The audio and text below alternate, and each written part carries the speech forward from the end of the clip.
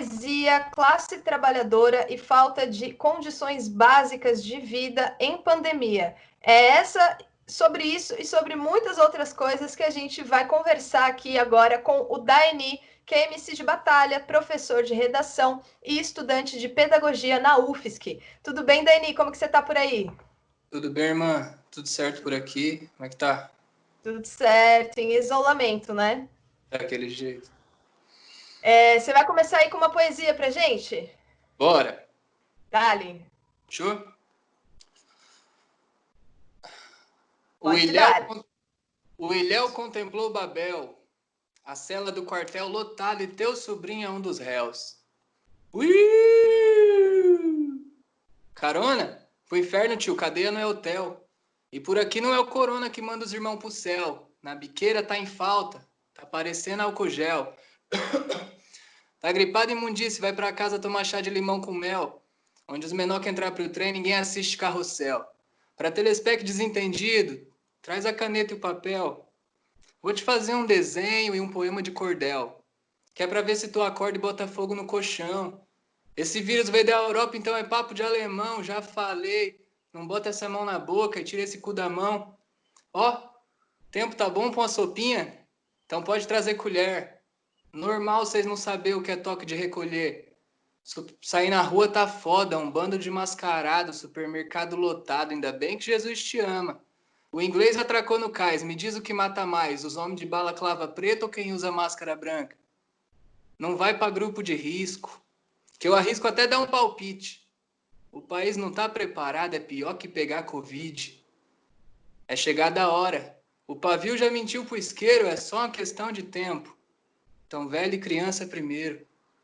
Me disse se tu saberia que o critério a ser usado para separar quem vai ou não ser salvo é a conservação da esperança e a sabedoria. Muito pesado. Da Enita aí. Muito bom.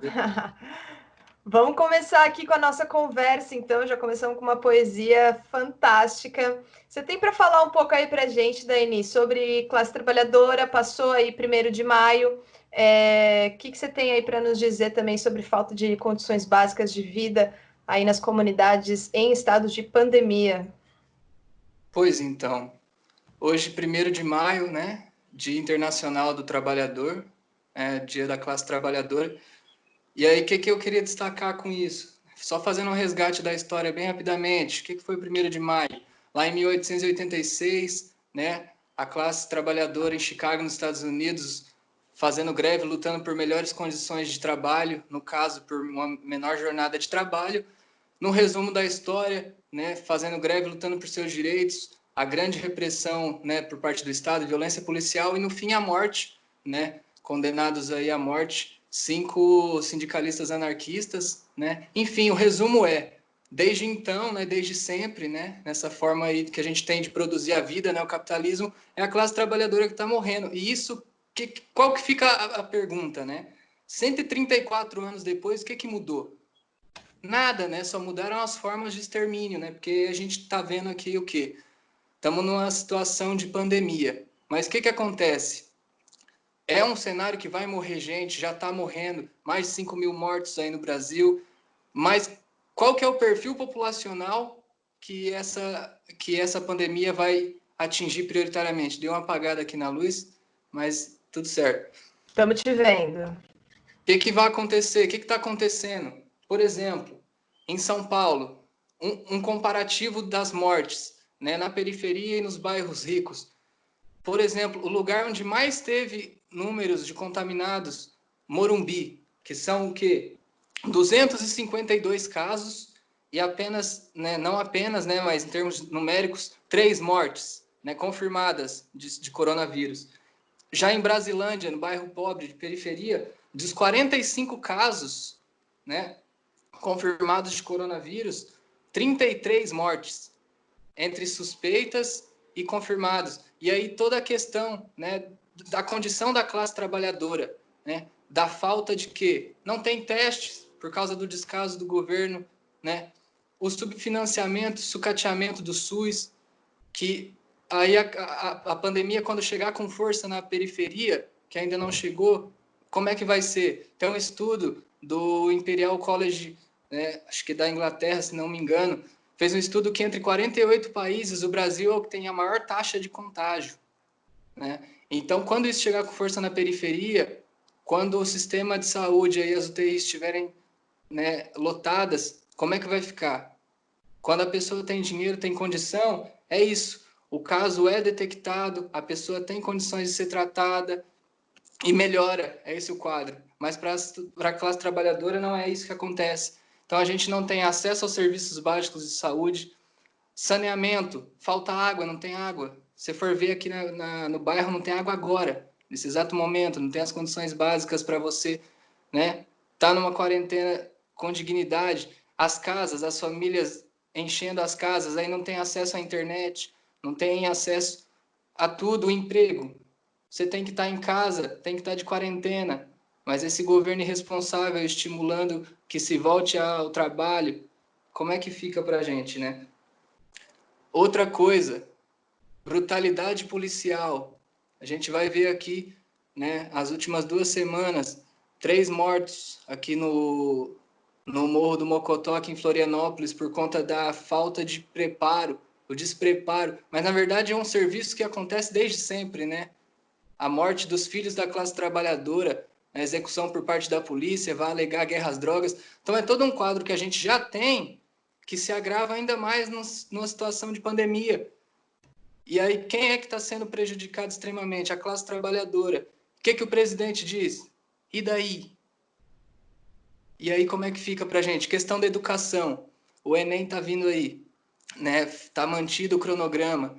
As aulas estão suspensas, né? Está se ventilando aí a possibilidade de EAD, né? Para dar conta de concluir o ano letivo. E a gente se pergunta, de novo, condição de classe. 1 em cada 3 brasileiros, ou seja, 33% da população não tem acesso à internet e nem aos dispositivos, computador, celular. Apenas 54% da população diz ter acesso, segundo as pesquisas. E como é que fica? Como é que a gente vai fazer essa prova no fim do ano?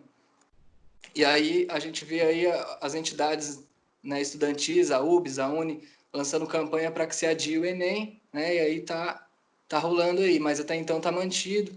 O ministro chegou a dizer que, né, a pandemia vai afetar, mas vai afetar pouco a questão. E ele disse, como é uma competição, então é justo. A gente vê que é isso, né? É a questão de classe que impera, né? Então, no Dia do Com Trabalhador, a gente tenta certeza. fazer a reflexão, né? De que mundo a gente vive e quais são as condições, né? E aí a classe trabalhadora continua nesse patamar. A gente Como tem que se perguntar o que sempre, né? a gente precisa fazer. Infelizmente, é a realidade do Brasil, infelizmente, é a realidade das populações negras, das populações mais pobres, mais vulneráveis, e quem é que está mais morrendo nessa situação de pandemia é quem continua morrendo pela mão do Estado, pela mão da polícia, e a gente tem que falar disso. Daini, o nosso tempo é curto, infelizmente, de repente na próxima semana a gente se vê novamente, o que você acha? Eu acho massa, por mim, perfeito. Massa. Você vai fechar com mais uma poesia aí pra gente? Vamos de poesia. E como tu Vamos disse, dar. né? Nada mudou, a violência doméstica, né? O feminicídio só aumenta também na quarentena, são as mesmas populações. Sim. Mas vamos de poesia assim, ó. Vamos de poesia enquanto esse fogo não cessa? Eu não faço as regras do jogo da vida, mas vamos nessa? Um xadrez com a morte, mas aqui os pretos começam, um passo de cada vez. Vou indo como posso. Focado em aprender, eu tô sempre mudando foco. Sem perder a paisagem. Aprecie a viagem. Suas curvas são miragens que sempre me tiram o foco, que sempre me tira o copo, a roupa e me deixa louco. Sou cheio de querer, se eu quero, não quero pouco. Vinho velho, vermelho, espelho, água de coco. Vida, que segue só e o sol do alto da estrada. Vida, que pede um dó e um sol numa serenata. Vida, que pede tudo no mundo que vale a pena. Vida, te quero tanto depois dessa quarentena. Ventos de mudança traz a esperança no ar. Sou marinheiro bom que se formou em alto mar. O risco é sempre constante, então por que não arriscar?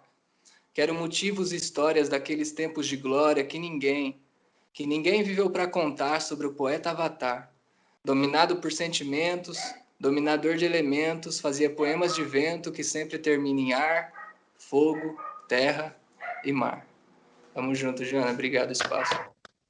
Obrigada, querido, por participar aqui com a gente. Um abração para vocês todos aí. Semana que vem a gente se encontra de novo. Fechou, amiga. Tamo junto.